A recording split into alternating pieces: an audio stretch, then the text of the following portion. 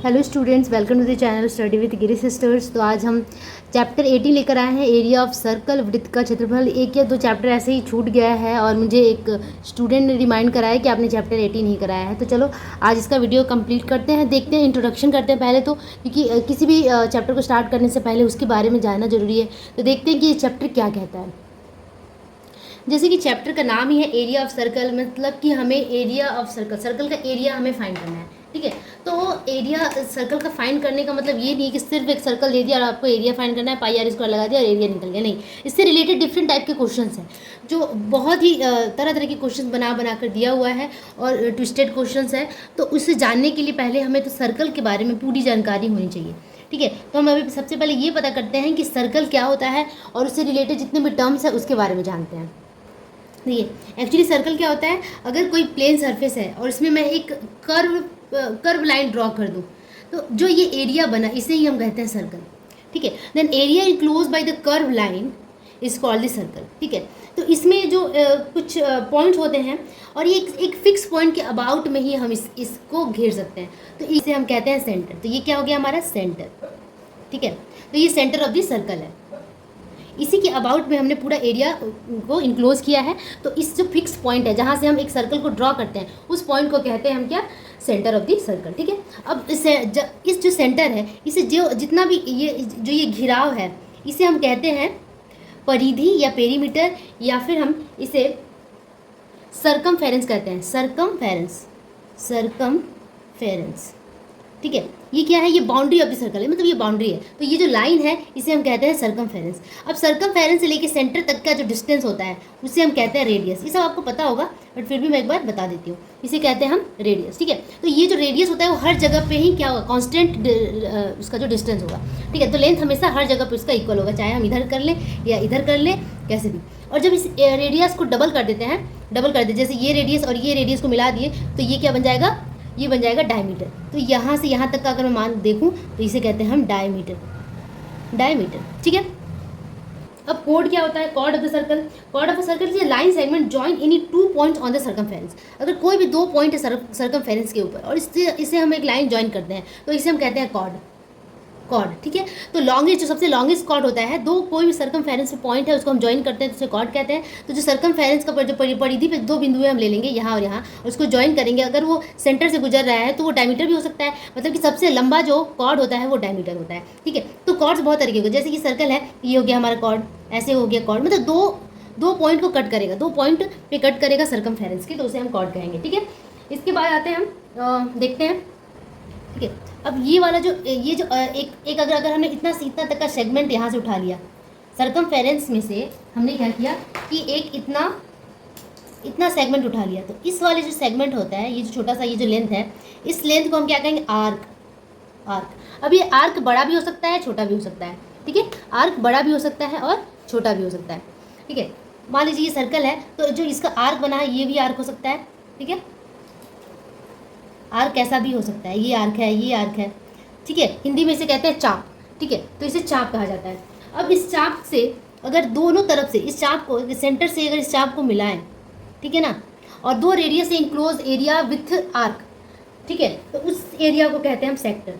The region enclose by an arc of a circle and its 2 boundary radii. ठीक है, 2 radii से वो bounded हो तो इससे कहते हैं हम क्या, सेक्टर।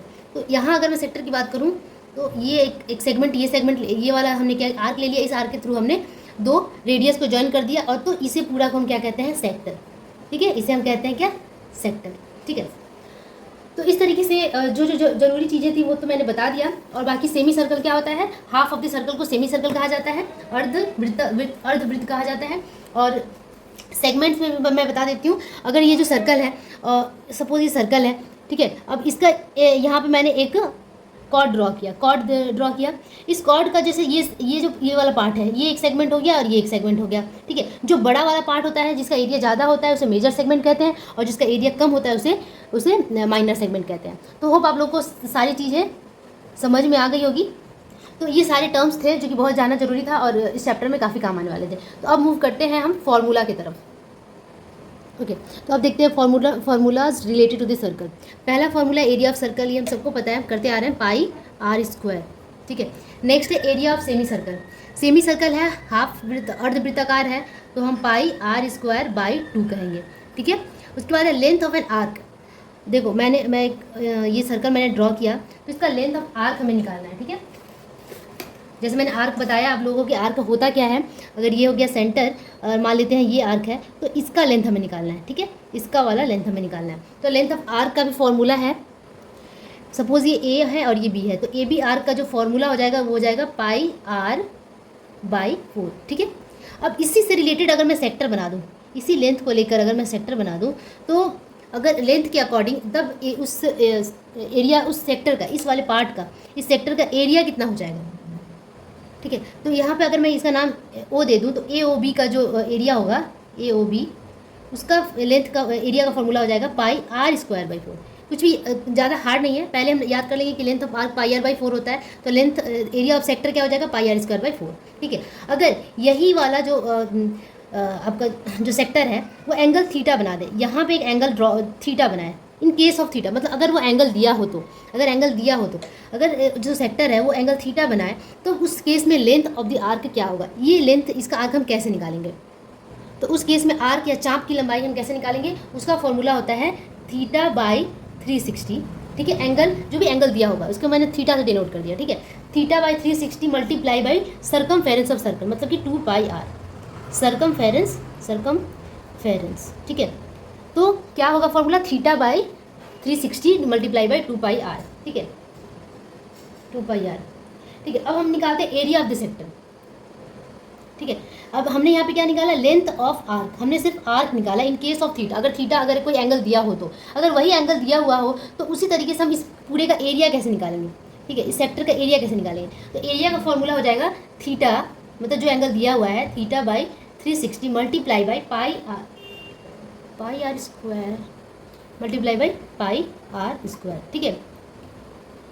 तो इस तरीके से हमने क्या किया कि एरिया ऑफ जो इंपॉर्टेंट फार्मूलाज थे वो हमने यहाँ पे लिख लिया, और ये सारे फार्मूलाज को आपको लर्न कर लेना है, ताकि हम क्वेश्चंस बनाते जाएं तो आप इजीली वहाँ पे बना सकें। तो चलो अब मूव करते हैं हम क्वेश्चंस पे। प्लीज़ आप यहाँ पे एक स्क्रीनशॉट भी ले सकते हैं अगर आपको फार्मूला समझने में या फिर लर्न करना है तो, ठीक है। तो पहला क्वेश्चन देखते हैं। अमीना बीवी खुले मैदान के एक खूंटी से 2.1 मीटर लंबी रस्सी से गाय को बांधा, गणना करके बताएं कि गाय सर्वाधिक कितनी ज़मीन का घास चढ़ पाएगी, ठीक है। ओके, तो एक गाय को यहाँ पे हमने एक खूंटी से बांध दिया है, ठीक है, और एक जब खूंटी से बांधा है तो उसका रोप भी होगा, एक रस्सी लगा दिया है, और यहाँ पे हमारी गाय है, ठीक है, गाय है। अब ये गाय क्या करेगी, मैक्सिमम चढ़ेगी, जितना ग्रेजिंग कितना करेगी, यहाँ भी करेगी, तो मैक्सिमम कहाँ तक जा सकती है, जहाँ तक ये लेंथ लास्ट गया हुआ है, मतलब ये जो यहाँ से, ये सेंटर से लेके ये पूरा हो गया रेडियस, और ये इस तरीके से चक्कर काटते हुए एक सर्कल में पूरा ग्रेजिंग कर सकती है, ठीक है, और की भी होगी, तो एक सर्कल बन जाता है यहाँ पे। तो एक्चुअली हमें क्या निकालना है, कितना घास चलेगी, इसका मतलब अंदर का मटेरियल निकालना है, और जब भी अंदर के मटेरियल की बात होती है तो हम क्या निकालते हैं, एरिया निकालते हैं। We have to find the area of a circle, ठीक है। तो चलो देखते हैं length of the rope. Question number 1 क्या है, लेंथ ऑफ रोप कितना है, length of rope equals 2.1 metre, ये दिया हुआ है, ठीक है। एंड हमें क्या करना है, फाइंड करना है, एरिया फाइंड करना है। तो एरिया ऑफ लैंड हमें फाइंड करना है, area of land that the cow can graze, वो लैंड निकालना है जिसको काऊ जितना तक खा सकती है, ठीक है, दैट कैन ग्रेज। तो कितना खा सकती है, pi r square, area of the circle. Pi का वैल्यू कितना पुट कर देंगे, 22/7 हमें पता है। आर का वैल्यू कितना है 2.1, तो 2.1 मल्टीप्लाई 2.1। अब इसे सॉल्व कर लेते हैं, यहाँ से नीचे 10 लगा देते हैं, यहाँ 10 लगा देते हैं, 7 इसको काट, तो 7 3 और ऊपर सबको मल्टीप्लाई और नीचे सबको मल्टीप्लाई, तो 2 multiply 22 multiply 3 multiply 21 divided by 100, सबको ऊपर से मल्टीप्लाई करके 100 से डिवाइड कर देते हैं, तो ये आ जाएगा हमारा 13.86 स्क्वायर मीटर, या फिर इसको यूनिट को हम लोग मीटर स्क्वायर भी लिखते हैं। तो इस तरीके से हमने एरिया फाइंड कर लिया पहले क्वेश्चन का। अब करते हैं हम second number question. Let us read out the second question. Suhana एक वृत्त बनाएगी जिसकी परिधि पेरीमीटर 35.2 सेंटीमीटर होगी। गणना करके देखें कि वृत्त जो सुहाना बनाएगी उसका अर्धव्यास मतलब रेडियस कितना लेगी और उस वृत्त का क्षेत्रफल कितना होगा, एरिया ऑफ द सर्कल कितना होगा। तो सुहाना ने क्या किया, एक ऐसा सर्कल ड्रॉ किया जिसका पेरीमीटर उसे पता है, ठीक है। She has drawn a circle, she knows the perimeter only. ठीक है। तो उसे सिर्फ पेरीमीटर पता है तो लिखेंगे कि perimeter of circle that Suhana drawn. If you want you can write, no need to write all things. तो मैं लिखती हूँ 35.2 सेंटीमीटर, ठीक है। 35.2 सेंटीमीटर का उसने क्या है, पेरीमीटर मतलब परिधि वाला एक सर्कल ड्रॉ कर लिया। अब हमें पता है कि परिधि का फॉर्मूला क्या होता है, सर्कमफेरेंस ऑफ सर्कल क्या होता है हमें पता है, सर्कमफेरेंस। यहाँ पे पेरीमीटर कहा गया है, पेरीमीटर का मतलब कि बाहरी परिसीमा, परिसीमा मतलब कि सर्कमफेरेंस। सर्कमफेरेंस ऑफ सर्कल हमें पता है कितना होता है 2πr। अब ये 2πr इसके बराबर होगा तो क्योंकि दोनों सेम चीज़ें हैं तो हम लिख सकते हैं कि 2πr इक्वल्स 35.2 सेंटीमीटर, ठीक है। अब यहाँ से हमें पाई का वैल्यू पता है, हमें r निकाल लेना है तो 35.2 डिवाइडेड 2 इंटू पाई, ठीक है। 35.2 बाई 2 मल्टीप्लाई बाई 22/7। अब ये 7 ऊपर चला जाएगा, 35.2 मल्टीप्लाई 7 डिवाइडेड 3 इंटू 22। अब इसे हमें करते हैं रिड्यूस और रिड्यूस करके लाता है आंसर, ठीक है। 11 से रिड्यूस कर लो, 11 2 सा, और ये हो गया 11 3 सा 33 और ये 22 हो गया 0.11 2 सा, ठीक है। इतना हो गया। अब इसको 1.6 समथिंग आएगा, ठीक है। अब ये तो कटेगा नहीं तो 1.6 को 7 से मल्टीप्लाई करते हैं, ठीक है, और उसको 3 से डिवाइड करते हैं। सॉरी यहाँ पे तो 2 पाई था ना, मैंने 3 लिख दिया, सॉरी 2। तो 2 से इसको काट देंगे, यहाँ से पहले तो हटा दो, यहाँ पे 10 लगा दो, तो 2 से इसे काटेंगे तो 8 टाइम्स में कट जाएगा। अब ये 8 7 जा 56/10 आ गया, दैट मीन्स 5.6 सेंटीमीटर। तो रेडियस कितना आ गया हमारा 5.6 सेंटीमीटर। अब हमें क्या निकालना है यहाँ से, then what will be the area of the circumference. मतलब सबसे पहले तो ये calculate the length of the radius, length of the radius we have calculated, ये हो गया पहला आंसर। और दूसरा we have to find the area, then area of a circle, you know area of circle formula put कर देते हैं, पाई r square, पाई हो गया 22/7, आर का वैल्यू 5.6 मल्टीप्लाई 5.6। अभी आप कैलकुलेट कर लो, मैं तो डायरेक्ट आंसर लिख रही हूँ क्योंकि मुझे कैलकुलेट करने का टाइम नहीं है, आपको को करना होगा क्योंकि प्रैक्टिस भी आपकी होती रहेगी। 98.56 शायद आएगा, ठीक है। तो आप यहाँ से कैलकुलेट कर लेना प्लीज़, इस तरीके से शॉर्टकट मत लगाना और ये आंसर लर्न करने की जरूरत नहीं। एग्जाम में आपको कैलकुलेट करना है और बहुत ही केयरफुली, क्योंकि मेंसुरेशन में काफ़ी दिक्कतें आती हैं कैलकुलेशन में। तो कैलकुलेशन अगर अभी से आप करते रहोगे तो बाद में जाके एग्जाम टाइम में स्ट्रांग हो जाएगा, ठीक है। तो अब मूव करते हैं नेक्स्ट क्वेश्चन पे। ओके, लेट अस सी थर्ड नंबर क्वेश्चन क्या कहता है। रेखा की भाभी ने एक गोलाकार टेबल का मेजपोश बनाया जिसका क्षेत्रफल 5544 वर्ग सेंटीमीटर है। वे टेबल की मेजपोश के चारों रंगीन फीता लगाना चाहती है, तो गणना करके बताएं कि भाभी को कितना लंबा फीता खरीदना पड़ेगा, ठीक है। तो एक्चुअली क्या होता है कि उनकी जो भाभी है क्या है, भाभी दिया है पता नहीं, पहले वाले बुक में ग्रैंड मदर दिया हुआ था, जो भी हो। तो यहाँ पे एक टेबल बनाया है, सर्कुलर टेबल है, और उन्होंने उसका क्या बनाना है, इसके ऊपर का एक कपड़ा बनाना है, कैनवास कहते हैं उसको, कैनवास से इसको इस कपड़ा बनाना है और इस कपड़े से इसको ढकना है, ठीक है, ठीक है। तो क्या दिया हुआ है, उसका क्षेत्रफल दिया हुआ है, उसका एरिया दिया हुआ है, इस कैनवास का एरिया दिया हुआ है, एरिया ऑफ कपड़ा और क्लोथ, या फिर आप कैनवास कह सकते हैं। Canvas equals how much 5544 square centimetre, ये दिया हुआ है, ठीक है। और उसके बाद उनको एक फीता भी लगाना है चारों तरफ, एक रिबन लगाना है, तो रिबन या टेप कह सकते हैं, चारों तरफ जो ये रिबन लगाना है। तो ऑब्वियसली जब चारों तरफ की बातें हो रही हैं, जब अंदर वाली बातें होती है तो हम एरिया को डिनोट करते हैं, और जब चारों तरफ जब बाउंड्री की बात होती है तो हमें फाइंड करना है इसका परिधि यानी कि सर्कमफेरेंस। तो इसके हेल्प से हमें पहले तो रेडियस फाइंड करना होगा, उसके बाद हम निकालेंगे सर्कमफेरेंस। तो चलो एक एक करके इसे सॉल्व करते हैं। Area of the canvas is given, हमें पता है एरिया ऑफ द सर्कल का फॉर्मूला पाई आर स्क्वायर होता है, इक्वेट कर देंगे 5544 से, ठीक है। अब यहाँ से आर निकालेंगे, आर स्क्वायर 5544 डिवाइडेड बाई 22/7, 22/7 ऊपर चला जाएगा 7, ठीक है। और ये शायद ये 11 से ईजिली कट हो जाएगा, 11 या फिर 11 से, हाँ 11 से तो कट हो जाएगा, 11 2 जा, और ये हो गया 11 5 जा 0, 11 4 जा, तो फिर इसको काट देंगे तो 2 2 जा 4, 2 5 जा 10, 2 2 जा 4। अब इसको मल्टीप्लाई करते हैं 252 मल्टीप्लाई बाई 7, ठीक है। अब आर निकालते हैं तो इसके अंदर रूट चढ़ा दो, 252 मल्टीप्लाई 7।